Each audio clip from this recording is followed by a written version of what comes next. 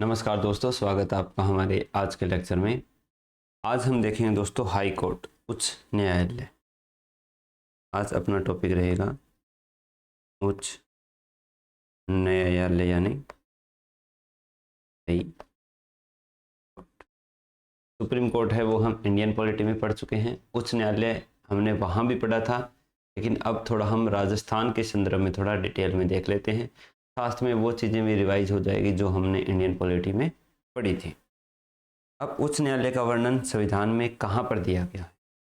ये दिया गया है संविधान के भाग 6 में, अनुच्छेद 214 से 236 के बीच। ये आपको याद रखना। अब हम चलते हैं थोड़ा उच्च न्यायालयों के इतिहास में, इनकी हिस्ट्री के अंदर कि भारत में उच्च न्यायालय है उनकी स्थापना कब से शुरू होगी। उसके लिए एक भारत परिषद अधिनियम 1861 आया था, जिसमें सर्वप्रथम 3 उच्च न्यायालयों की स्थापना की गई थी। कौन सा आया था? भारत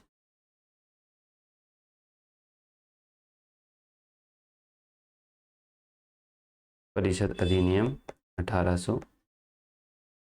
इसके अनुसार 1862 में 3 न्यायालयों की स्थापना की गई थी।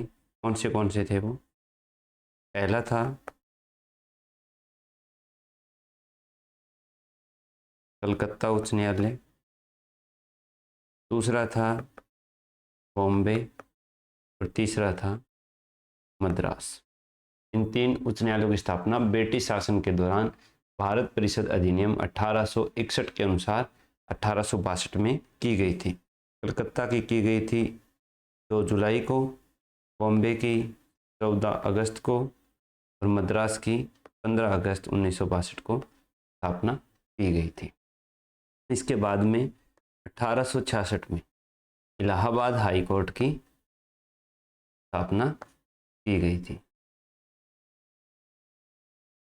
इलाहाबाद हाई कोर्ट में वर्तमान में सबसे ज़्यादा न्यायाधीश हैं, जिनकी संख्या 160 है।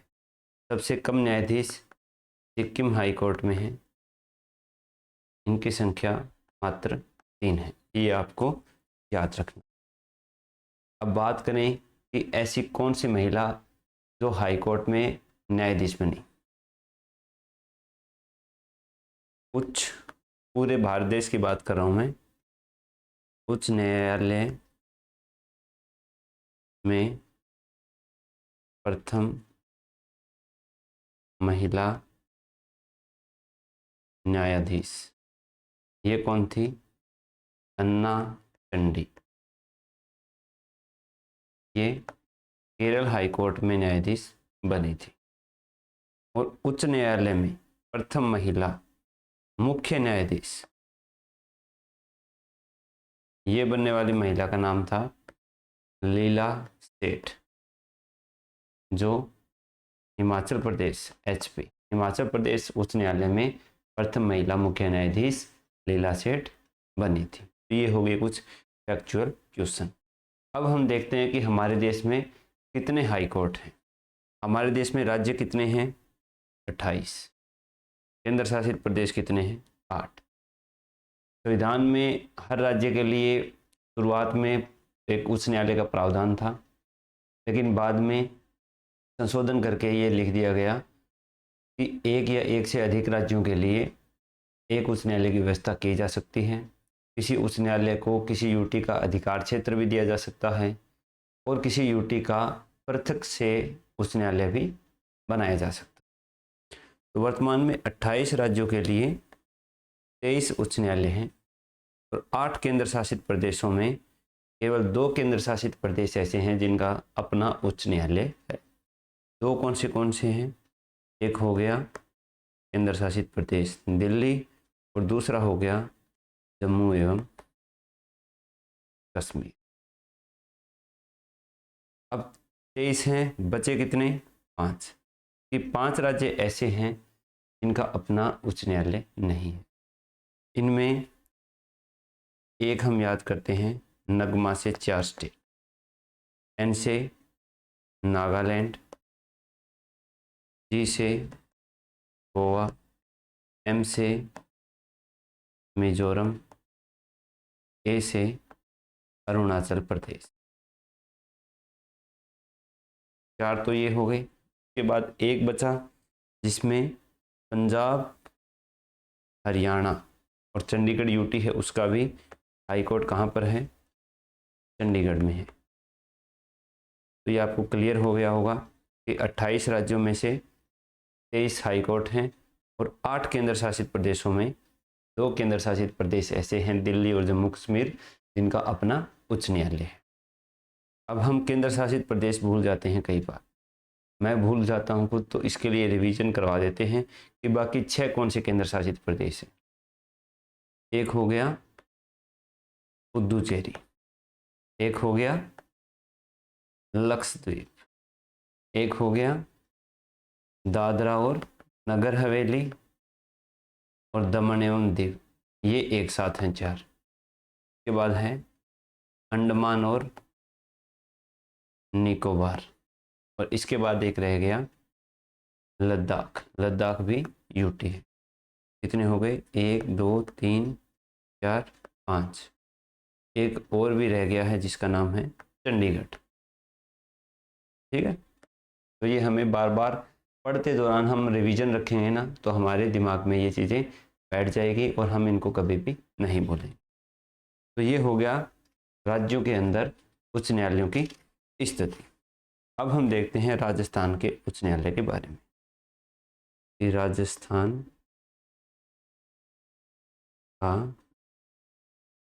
उच्च न्यायालय,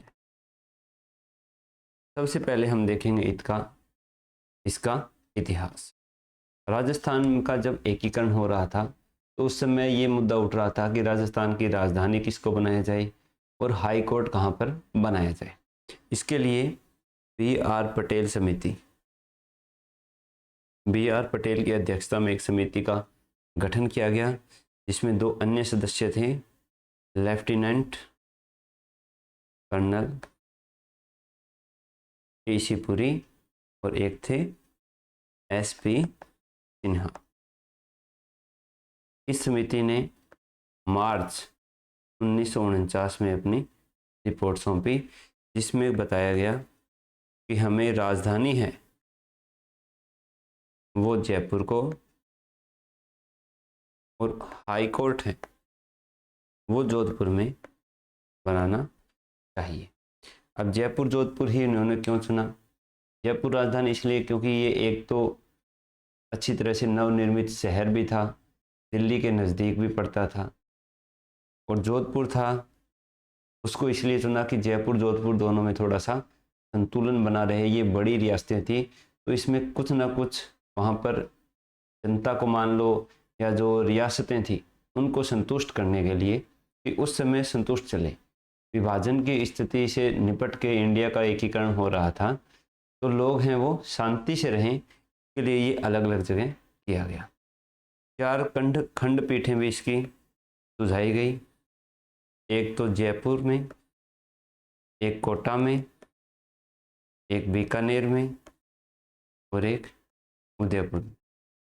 अब इसकी खंडपीठें भी इसी आधार पर बनाई गई हैं क्योंकि ये भी इसी ज़माने में मुख्य मुख्य रियासतें रही थी, तो वहाँ पर भी शांति प्रदर्शन होता रहे।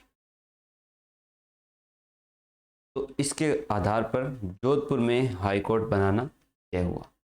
उस समय हमारे राज प्रमुख थे, राज प्रमुख सवाई मानसिंह द्वितीय, सवाई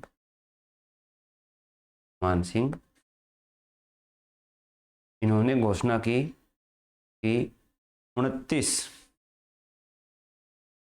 अगस्त 1949 को जोधपुर में राजस्थान उच्च न्यायालय का उद्घाटन है वो किया जाएगा, और इनके द्वारा किया गया। उस समय इन्होंने एक मुख्य न्यायाधीश और 11 अन्य न्यायाधीशों को शपथ दिलाई थी। प्रथम मुख्य न्यायाधीश कौन थे हमारे? प्रथम के न्यायाधीश ये थे कमलकांत वर्मा, कमलकांत वर्मा। प्लस में 11 अन्य न्यायाधीशों को शपथ दिलाई गई 29 अगस्त 1949 को। लेकिन जब हमारा संविधान 26 जनवरी 1950 को लागू हुआ तो इनके से 6 न्यायाधीश ऐसे थे जो संविधान के अनुसार जिनकी योग्यताएं न्यायाधीश बनने के लिए अप्रोप्रिएट यानी फिट नहीं बैठती थी। तो कमलकांत वर्मा के साथ साथ 5 अन्य न्यायाधीशों को त्यागपत्र देना पड़ा था।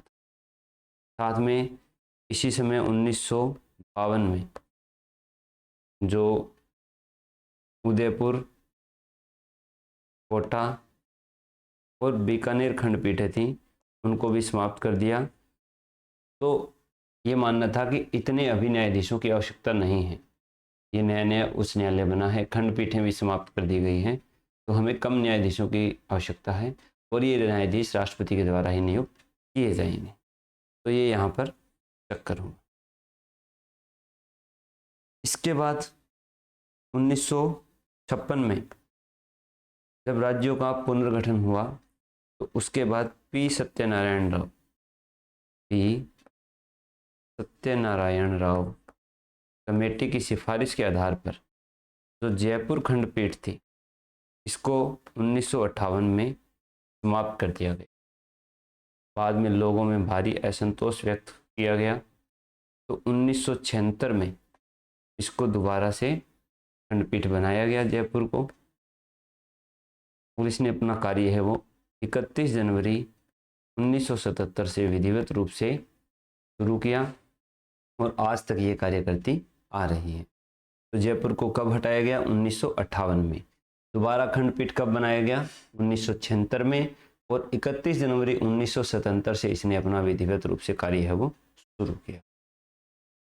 अब 36 जिला न्यायालय आते हैं अपने राजस्थान में। उन 36 में से 19 आते हैं जोधपुर पीठ के अंतर्गत और 17 आते हैं जयपुर पीठ के। ये आपके याद रखने वाली बात है। कुछ परीक्षाओं में एसआई वगैरह की परीक्षाओं में ये भी पूछा है कि कौन सी जिला किस पीठ के अंतर्गत आता है। तो ये आरएस के लेवल का क्वेश्चन, मैं इसको नहीं मानता हूँ, फिर भी पूछ ले तो आप इसको बुक रेफर करके देख सकते हो। इसमें समझाने वाली कोई ज़्यादा बड़ी चीज़ नहीं है। राजस्थान हाई कोर्ट में कुल जजों की संख्या कितनी? 50। ये संख्या निर्धारित कौन करता है? राष्ट्रपति इसको निर्धारित करते। राजस्थान के सर्वाधिक कार्यकाल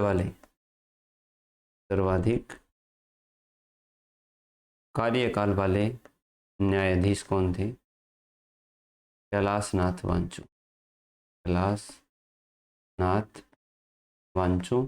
और ये बाद में सुप्रीम कोर्ट में सीजेआई भी बने थे।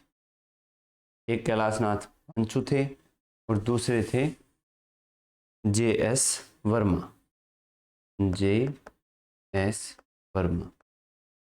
ये हमारे राजस्थान हाई कोर्ट के क्या रहे थे? Chief justice.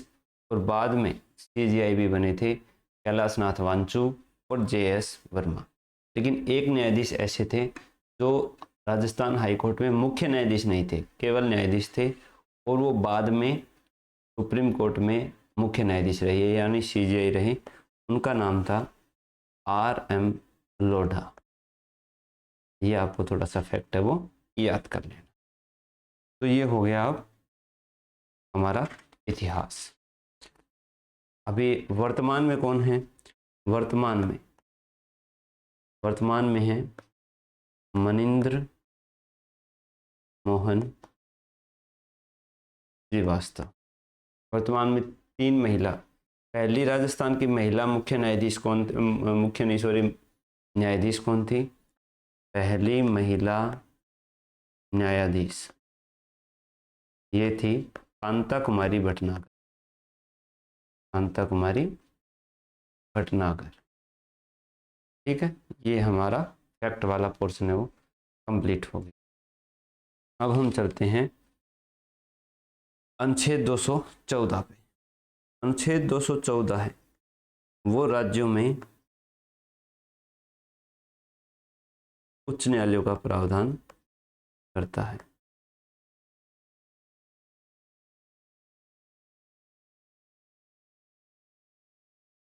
न्यायालयों का प्रावधान अनुच्छेद 231 है, वो हमें ये बताता है कि संसद विधि बना करके किसी भी दो राज्यों के लिए या दो से अधिक राज्यों के लिए एक ही उच्च न्यायालय की व्यवस्था कर सकते, या किसी राज्य के उच्च न्यायालय है उसको किसी दूसरे राज्य के क्षेत्राधिकार तक बढ़ा सकती है। और 241 में क्या है? 241 में है यूटी, यानी जो केंद्र शासित प्रदेश है, संघ राज्य क्षेत्र है, उसका अपना हाई कोर्ट हो सकता है। ये 241 में बताया गया। अब है 215। 215 में बताया गया है कि उच्च न्यायालय एक अभिलेख न्यायालय है। उच्च न्यायालय एक अभिलेख न्यायालय। उच्चतम न्यायालय कौन से हैं? 129 और उच्च न्यायालय 215। अभिलेख न्यायालय का मतलब मैंने इंडियन पॉलिटी पढ़ाई थी तब समझा दिया था कि इसके सारे जो निर्णय हैं वो एक रिकॉर्ड के रूप में संरक्षित रखे जाते हैं। जो इसके अधीनस्थ न्यायालय हैं वो उस न्यायालय के निर्णयों को रेफर करते हैं, कोई भी उससे संबंधित अगर मामला अधीनस्थ न्यायालय में आता है। दूसरा कि वो अपनी अवमानना के लिए साधारण दंड दे सकते हैं, आर्थिक जुर्माना लगा सकते हैं, या दोनों प्रकार का दंड दे सकते हैं। अवमानना का मतलब किसी भी न्यायाधीश के आचरण पर टीका टिप्पणी करना या अदालत के फैसले को ना मानना, ये न्यायालय की अवमानना के अंतर्गत डिटेल में मैंने इंडियन पॉलिटी पढ़ाते हुए आपको बता दिया था। अब है 216। 216 में है उच्च न्यायालयों का गठन। अब उच्च न्यायालय का गठन कैसे हो? उच्च न्यायालय का गठन किसके द्वारा किया जाएगा? राष्ट्रपति के द्वारा किया जाएगा। उच्च न्यायालय में एक चीफ जस्टिस होगा, यानी मुख्य न्यायाधीश होगा, और कुछ अन्य न्यायाधीशों की नियुक्ति है वो राष्ट्रपति के द्वारा की जाएगी। किस प्रकार से की जाएगी वो हम आगे देखेंगे। दूसरा है कि इसमें संख्या कितनी होगी, ये भी कौन डिसाइड करेगा? राष्ट्रपति करेगा। जैसे हमारे राजस्थान हाई कोर्ट में ये संख्या 50 राष्ट्रपति के द्वारा की गई। अब है अनुच्छेद 217। 217 में है न्यायाधीशों की नियुक्ति और उनकी सेवा शर्त। हाई कोर्ट के न्यायाधीशों की नियुक्ति एवं सेवा शर्तें। अब सबसे पहले देखते हैं हम हाई कोर्ट के न्यायाधीश की नियुक्ति। नियुक्ति किसके द्वारा की जाएगी? राष्ट्रपति के द्वारा की जाएगी। क्या राष्ट्रपति अपने मन से किसी भी व्यक्ति को न्यायाधीश बना देगा? नहीं। इसके लिए एक कॉलेजियम की सिफारिश राष्ट्रपति को की जाएगी। उस कॉलेजियम में सीजेआई प्लस 2 सुप्रीम कोर्ट के अन्य न्यायाधीश हों। ये 3 लोग मिलकर के नाम डिसाइड करेंगे और राष्ट्रपति से उसको न्यायाधीश बनाने की सिफारिश करेंगे। राष्ट्रपति उस व्यक्ति को किसी भी राज्य के उच्च न्यायालय में न्यायाधीश नियुक्त करेगा और इसमें राज्यपाल की सलाह ली जाती है। संबंधित राज्य के राज्यपाल से सलाह लेकर के, और सलाह बाध्यकारी नहीं होती है। केवल सीजेआई और 2 जो अन्य न्यायाधीश हैं वही मुख्य रूप से डिसाइड करते हैं किसी उच्च न्यायालय का न्यायाधीश। अब ये नियुक्ति हो गई उसकी, तो किस व्यक्ति को नियुक्त करेगा? इसके लिए योग्यताएं क्या होनी चाहिए? इसके लिए 2 योग्यताएं हैं, यहां देख लेते हैं हम योग्यता। सबसे पहली योग्यता है कि वो इंडियन होना चाहिए, भारतीय होना चाहिए। दूसरी योग्यता है कि वो कम से कम 10 वर्ष तक किसी न्यायिक पद पर रह चुका हो, या इसमें से एक है। 10 वर्ष तक किसी हाई कोर्ट में वकालत कर चुका, इन दोनों में से कोई एक होगा तो भी चलेगा, उसको हम उच्च न्यायालय में न्यायाधीश बना सकते। तो ये हो गई इसकी योग्यता। अब है इसका कार्यकाल। इसका कार्यकाल है इसकी 62 वर्ष तक की आयु तक। सुप्रीम कोर्ट के न्यायाधीशों का कितना है? 65 वर्ष। और हाई कोर्ट के न्यायाधीशों का कितना है? 62 वर्ष। ये पहले 60 वर्ष था, 1963 में इसको बढ़ा करके 62 वर्ष किया गया है। इनको कार्यकाल की सुरक्षा प्राप्त। अब है इनके वेतन भत्ते। वेतन भत्ते इनके राज्य की संचित निधि पर भारित होते हैं। भारित का मतलब है कि इनके ऊपर विधानमंडल में केवल चर्चा की जा सकती है, मतदान नहीं किया जा सकता। लेकिन इनकी पेंशन भारत की संचित निधि पर भारित होती है।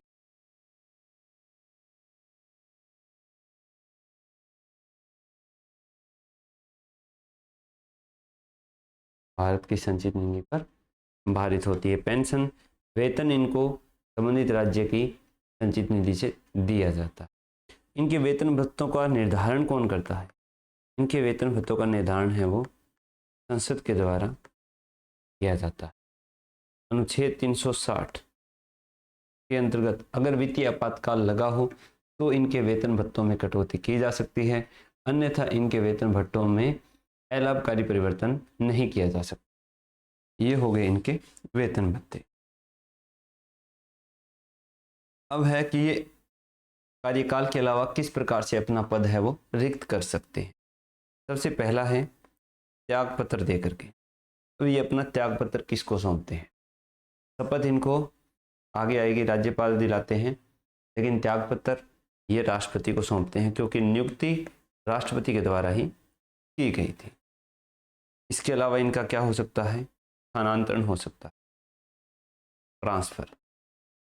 अब ट्रांसफर में सबसे ज़्यादा बंदे इन्वॉल्व होते हैं। एक तरह से मान सकते हैं कि सबसे ज़्यादा बंदों का कॉलेजियम है वो इन्वॉल्व होता है।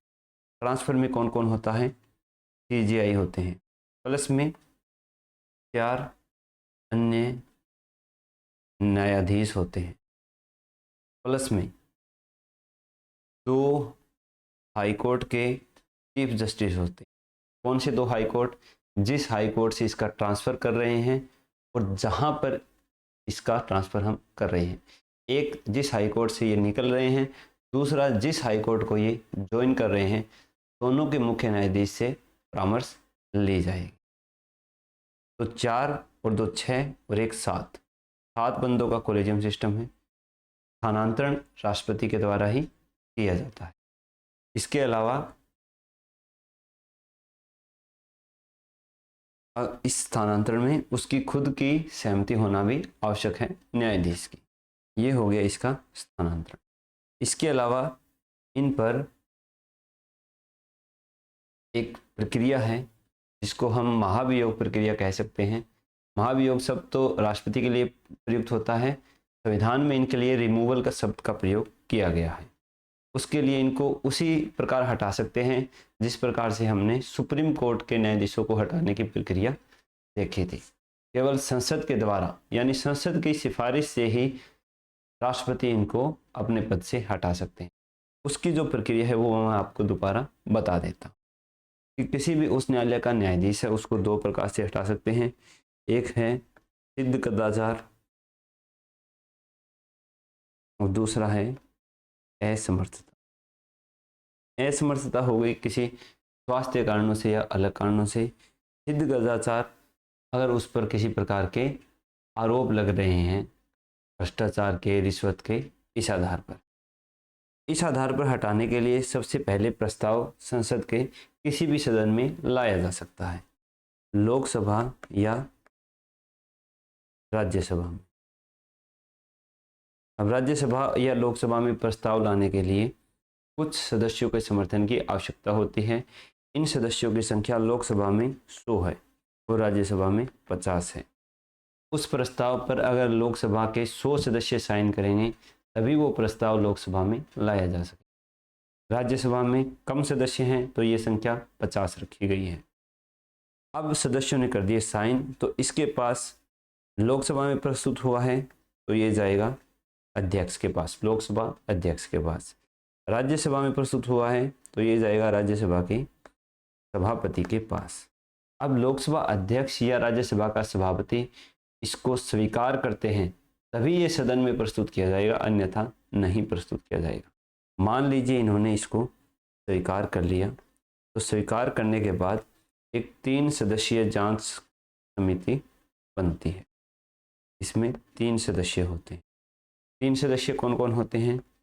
या तो सीजीआई होंगे एक पे, या कोई अन्य न्यायाधीश होगा सुप्रीम कोर्ट का, दूसरा किसी हाई कोर्ट का चीफ जस्टिस होगा, और तीसरा कोई प्रख्यात न्यायविद होगा। ये क्या करेंगे?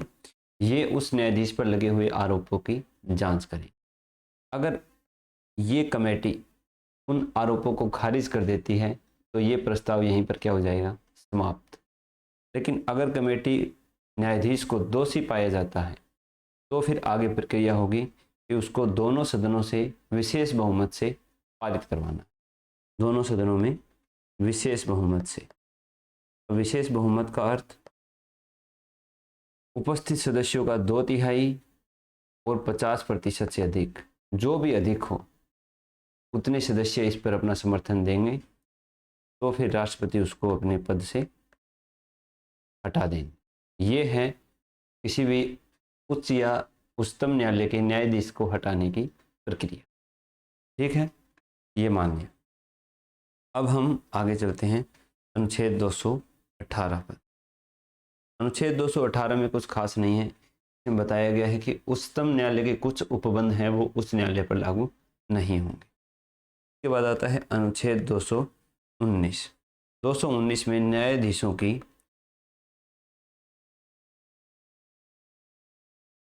शपथ या प्रतिज्ञान का उल्लेख किया गया है, इसके बारे में बताया गया। शपथ कौन दिलाएगा उच्च न्यायालय के न्यायाधीशों को? ये दिलाएगा संबंधित राज्य का राज्यपाल। और मान लीजिए कोई ऐसा उच्च न्यायालय है जिसकी अधिकारिता 2 राज्यों पर है, जैसे मुंबई हाई कोर्ट है, इसमें गोवा भी फॉल करता है, तो कहाँ का राज्यपाल दिलाएगा? तब उस राज्य का राज्यपाल दिलाता है जब हाई कोर्ट किसी राज्य की क्षेत्र के अंदर आता हो, भूमि पर हो, यानी जिस राज्य के भूभाग पर उस हाई कोर्ट का ऑफिस होगी, बिल्डिंग होगी, उस राज्य का राज्यपाल उसको शपथ दिलाएगा। और इनकी शपथ का उल्लेख है वो अनुसूची 3 में दिया गया है। ठीक है, इसके बाद है 220।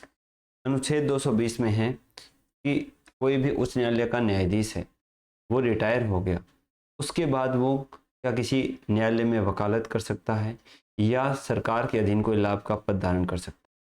तो सरकार के अधीन लाभ का पद धारण नहीं करेगा।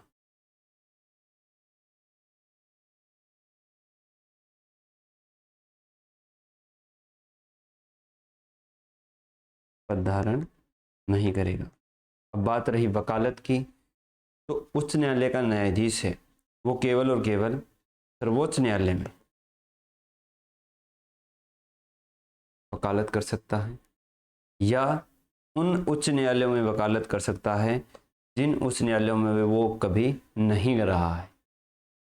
अगर मान लो कोई न्यायाधीश है, इनके ट्रांसफर होते रहते हैं, तो मान लो 4 उच्च न्यायालयों में किसी न्यायाधीश ने काम किया, तो वो उन 4 उच्च न्यायालयों को छोड़ करके दूसरे जो उच्च न्यायालय हैं उनमें वकालत कर सकता है और सर्वोच्च न्यायालय में वकालत कर सकता है। जिसमें वो पोस्टिंग रहा है वहां पर वो वकालत नहीं कर सकता, और सरकार के अधीन कोई लाभ का पद वो धारण नहीं कर सकता। ये बताया गया हमें 220 में। 221 में न्यायाधीशों के वेतन भत्तों का प्रावधान है। वेतन भत्ते मैंने आपको पहले बता दिए थे कि वेतन राज्य की संचित निधि से, पेंशन भारत की संचित निधि से, निर्धारण संसद के द्वारा किया जाता है, कोई अलाभकारी परिवर्तन नहीं किया जा सकता। अपवाद में अनुच्छेद 360 के अंतर्गत अगर वित्तीय आपातकाल लगा हो। वर्तमान में जो हाई कोर्ट है उसके चीफ जस्टिस का वेतन है 2.5 लाख रुपए और अन्य जो न्यायाधीश हैं उनका है 2,25,000 रुपये। ये 2.5 लाख रुपए जो सुप्रीम कोर्ट है उसका जो मुख्य अन्य न्यायाधीश हैं उनको 2.5 लाख मिलते हैं और जो CJI हैं उसको 2,75,000 मिलते हैं। ये हो गया 221। 222 में न्यायाधीशों का स्थानांतरण है जो मैंने आपको बता दिया था। 223 में है कि कार्यकारी या कार्यवाहक मुख्य न्यायाधीश की नियुक्ति। कार्यकारी या कार्यवाहक चीफ जस्टिस की, मान लीजिए कि जो चीफ जस्टिस है वो अपने पद का निर्वहन करने में समर्थ नहीं है उस दिनों के लिए, तो उस समय एक कार्यकारी मुख्य न्यायाधीश की नियुक्ति की जाएगी। कौन करेगा? राष्ट्रपति के द्वारा की जाएगी। जो अन्य न्यायाधीश हैं उन्हीं में से एक की। अनुच्छेद 224 में है अपर और कार्यकारी न्यायाधीश। अपर और कार्यकारी न्यायाधीश, इनकी नियुक्ति भी कौन करता है? इनकी नियुक्ति राष्ट्रपति करते हैं। कब करते हैं? जब कार्य का बोझ बढ़ जाता है। कार्य का बोझ है वो बढ़ जाए तब राष्ट्रपति के द्वारा इनकी नियुक्ति की जाती है। इनको वही वेतन भत्ते मिलते हैं और ये 2 वर्ष से ज़्यादा कार्य नहीं कर सकते। 2 वर्ष तक की इनकी लिमिट होती है, 2 वर्ष तक ये न्यायाधीश रहेंगे। और दूसरा, 65 वर्ष की अगर आयु किसी की हो जाती है तो उसके बाद वो कार्य नहीं कर सकते। ये हो गए अपर और कार्यकारी न्यायाधीश। अब 224A, इसमें बताया गया है कि जो हाई कोर्ट का चीफ जस्टिस है वो रिटायर यानी पूर्व न्यायाधीशों की, भूतपूर्व न्यायाधीशों की दोबारा हाई कोर्ट में नियुक्ति कर सकता है। लेकिन इसके लिए ये किसे सहमति लेगा? पूर्व सहमति राष्ट्रपति से। वो कामकाज करेंगे लेकिन उन्हें उच्च न्यायालय के न्यायाधीश है वो नहीं माना जाएगा। वेतन भत्ते जो राष्ट्रपति के द्वारा डिसाइड किए जाएंगे वो उनको मिलेंगे। अब है अनुच्छेद 225। 225 में है उच्च न्यायालयों के क्षेत्राधिकार। उच्च न्यायालयों के क्षेत्राधिकार या अधिकारी, ये डिसाइड कौन करता है? इसका निर्धारण है वो संसद के द्वारा किया जाता है और ये जहाँ तक राज्य का क्षेत्राधिकार होता है सामान्यतः वहीं तक इनका क्षेत्राधिकार होता है। अनुच्छेद 226 में है उच्च न्यायालय के न्यायाधीशों की रिट जारी करने की शक्ति। रिट जारी करने की शक्ति, वही 5 प्रकार की रिट जो हमने इंडियन पॉलिटी में पढ़ी थी। बंदी प्रत्यक्षीकरण, परमादेश, अधिकार परीक्षा, उत्प्रेषण और प्रतिषेध, ये सारी रिट जारी की जा सकती है। ये एक मूल अधिकार नहीं है। अनुच्छेद 226 है वो मूल अधिकार नहीं है क्योंकि ये भाग 3 में नहीं दिया गया है। ये क्या है? एक संवैधानिक अधिकार है। लेकिन ये सुप्रीम कोर्ट की जो रिट जारी करने की शक्ति है उससे व्यापक है क्योंकि सुप्रीम कोर्ट केवल मूल अधिकारों के उल्लंघन पर ही रिट जारी करता है, जबकि उच्च न्यायालय है वो मूल अधिकार और अन्य जो विधिक अधिकार हैं उनके उल्लंघन होने पर भी रिट जारी कर सकता है। कि मान लीजिए किसी का जो पहले मूल अधिकार था, संपत्ति का अधिकार था, उससे संबंधित रिट जारी करनी है तो वो उच्च न्यायालय कर सकता है, उच्चतम न्यायालय उसमें रिट जारी नहीं कर सकता। ये है उच्च न्यायालय की रिट जारी करने की शक्ति। अब है अनुच्छेद 227। 227 में है उच्च न्यायालयों की अधीक्षण की शक्ति।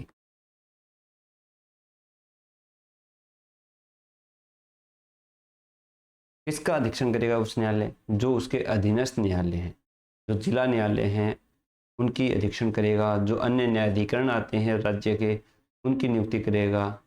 जो उनका अधीक्षण करेगा यानी उनके कामकाज को देखेगा और उनको समय समय पर निर्देश देगा। ये शक्ति उच्च न्यायालय के पास है। उच्चतम न्यायालय के पास उच्च न्यायालयों का अधीक्षण करने की शक्ति नहीं है। उच्चतम न्यायालय अपना इंडिपेंडेंट है, उसके अधीनस्थ में उच्च न्यायालय आते हैं, लेकिन उनका अधीक्षण नहीं करता है। 228 में है कि कुछ मामलों का स्थानांतरण है वो उच्च न्यायालय कर सकता है। कतिपय मामलों का स्थानांतरण। अब स्थानांतरण करके उन मामलों को या तो हाईकोर्ट अपने पास मंगवा सकता है या किसी दूसरे अधीनस्थ न्यायालय को ट्रांसफर कर सकता है। अब है 229 में कुछ खास नहीं है, इनके कर्मचारियों के वेतन भत्ते छुट्टियों से संबंधित नियम बनाने से है। 230 में है कि किसी राज्य का उच्च न्यायालय है, उसके क्षेत्राधिकार का विस्तार किसी केंद्र शासित प्रदेश तक कर दिया गया है। जैसे अंडमान निकोबार केंद्र शासित प्रदेश है, तो वो कलकत्ता हाईकोर्ट के अंतर्गत आता है। तो कलकत्ता हाईकोर्ट के क्षेत्राधिकार का विस्तार केंद्र शासित प्रदेश अंडमान निकोबार तक किया गया। इसकी शक्ति अनुच्छेद 230 संसद को प्रदान करता है। 231 में आपको बता चुका हूं कि 2 या अधिक राज्यों के लिए एक ही उच्च न्यायालय बनाना, जैसे पंजाब, हरियाणा और चंडीगढ़ यूटी होगी। 232 कुछ है नहीं, 31 तक है। अब है कि उच्च न्यायालयों पर केंद्र का नियंत्रण किस प्रकार से होता है या केंद्र के अंतर्गत किस प्रकार से आते हैं। उच्च न्यायालयों पर केंद्र का नियंत्रण। सबसे पहले आ जाती है नियुक्ति। नियुक्ति किसके द्वारा की जाती है? प्रेसिडेंट के द्वारा। दूसरा आ गया हटाना। हटाया किसके द्वारा जाएगा? संसद के द्वारा। तीसरा है स्थानांतरण। स्थानांतरण भी किसके द्वारा किया जाएगा? प्रेसिडेंट के द्वारा।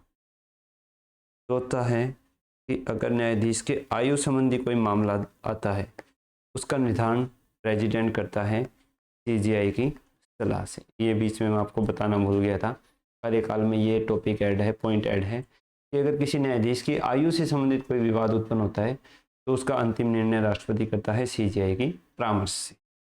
तो इस प्रकार से केंद्र का उच्च न्यायालयों पर ज़्यादा नियंत्रण है, राज्य का उसमें कोई भी हस्तक्षेप नहीं।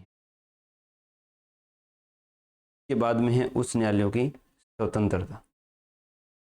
स्वतंत्रता तो हमने देख ही ली है, इनके कार्यकाल की सुरक्षा है, के अलावा वेतन भत्तों की सुरक्षा है, अलाभकारी परिवर्तन नहीं किया जा सकता, अवमानना पर दंड देने की शक्ति इनको प्राप्त है। इसके अलावा आचरण पर बहस नहीं की जा सकती जब तक इन पर महाभियोग नहीं चल रहा। तो ये हो गई उच्च न्यायालयों की सूची। अब हम देख लेते हैं लास्ट उच्च न्यायालयों के क्षेत्राधिकार। उच्च न्यायालय के क्षेत्र।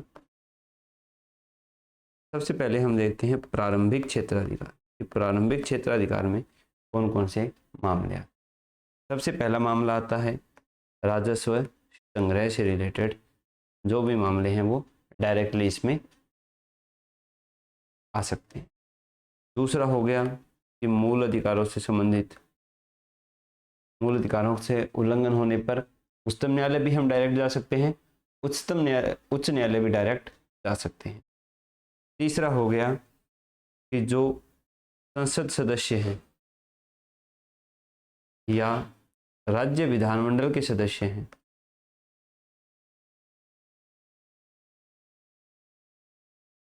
उनके निर्वाचन से संबंधित कोई विवाद है तो वो मामला हाई कोर्ट में लाया जा सकता है। इसके अलावा तलाक,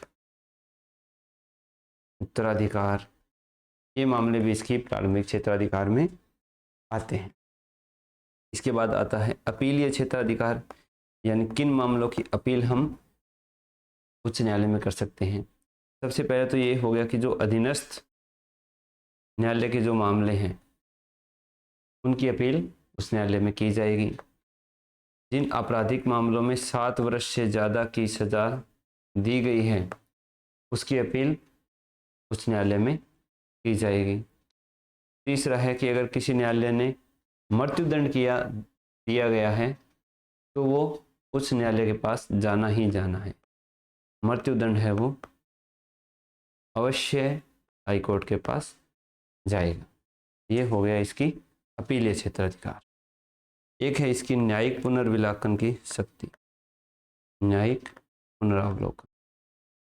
अब हम कई बार सोचते हैं कि उच्च न्यायालय है तो ये केवल राज्य विधानमंडल ने जो अधिनियम बनाए हैं, कानून बनाए हैं, उनका न्यायिक पुनरावलोकन करेगा, केंद्र वाले का नहीं। केंद्र वाले का उच्चतम न्यायालय करता है, लेकिन ऐसा नहीं है।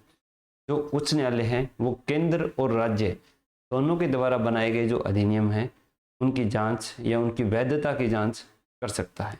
किन किन का? केंद्र प्लस राज्य दोनों के विधानमंडल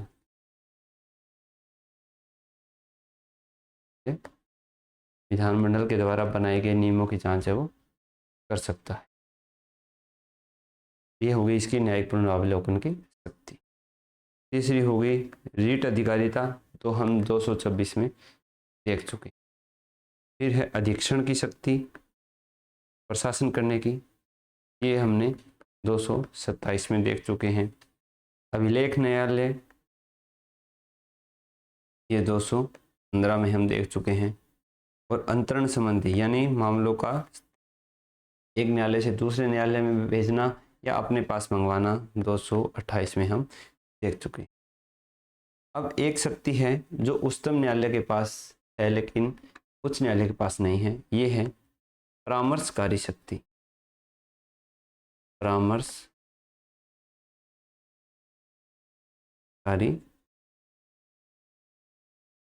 शक्ति। ऐसा नहीं है कि अगर राज्य विधानमंडल में कोई कानून बन रहा है तो गवर्नर उच्च न्यायालय से उसके बारे में परामर्श लेगा, नहीं।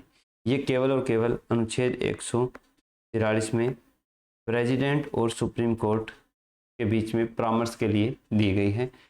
हाई कोर्ट के बारे में इसमें कोई भी बात नहीं कही गई है। तो हाई कोर्ट के पास परामर्शकारी शक्ति नहीं है, जबकि सुप्रीम कोर्ट के पास परामर्शकारी शक्ति है। तो हाई कोर्ट के पास ऐसी क्या चीज़ है जो सुप्रीम कोर्ट के पास नहीं है? ये है रिट जारी करने की।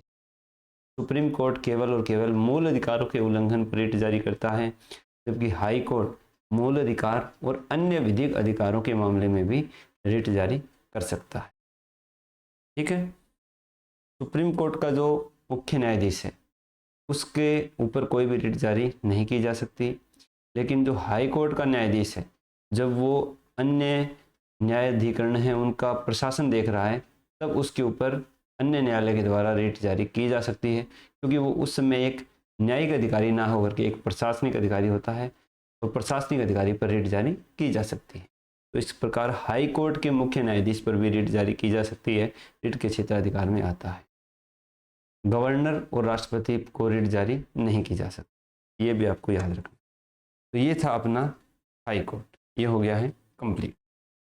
ठीक है दोस्तों, अगर आपको कोई डाउट आया है तो कमेंट बॉक्स में लिख देना। क्लास अच्छी लगे तो अपने अमूल्य सुझाव है वो कमेंट में बता देना, अपने दोस्तों को क्लास शेयर कर देना। कल हमारा टॉपिक रहेगा, देख लेता हूँ मैं एक बार, जनहित याचिका वगैरह हमने देख चुके हैं। इसके बाद में हम जो भी राज्य की प्रशासन व्यवस्था है उसको हम कल देखेंगे। तो मिलते हैं कल की क्लास। धन्यवाद दोस्तों।